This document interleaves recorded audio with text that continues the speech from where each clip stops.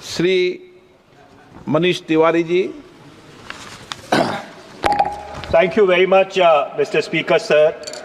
I rise to oppose the introduction of the Constitution 129th Amendment Bill 2024 and the Union Territories Laws Amendment Bill 2024.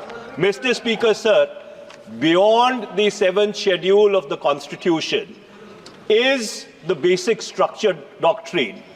And that basic structure doctrine spells out that there are certain features of the Indian Constitution which are beyond the amending power of this House also. One of the essential features is federalism and the structure of our democracy. And therefore, the bills which have been moved by the Honorable Minister of Law and Justice absolutely assault the basic structure of the Constitution and are beyond the legislative competence of this House, and therefore they need to be opposed ab initio, and the introduction of those bills have to be stopped. Number two, Mr. Speaker, sir, how is it possible under our constitutional scheme that the tenures of the state legislatures can be made subject to the tenure of the national legislature?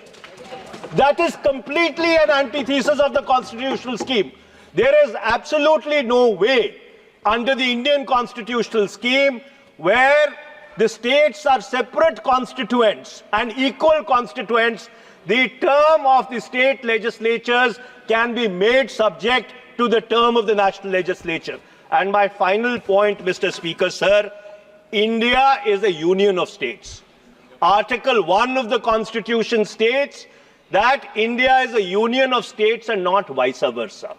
And so therefore, this excessive centralism which is sought to be brought into existence by this bill absolutely militates against the constitutional scheme in its essence, in its entirety, and in its very object. And therefore, Mr. Speaker, sir, I would once again like to urge this House that the introduction of the bill and the consideration of the bill, because of the basic structure doctrine enunciated by the Supreme Court in the case of Bharti case, is beyond the legislative competence of this House, and therefore this bill needs to be withdrawn immediately. Thank you, Mr. Speaker, sir.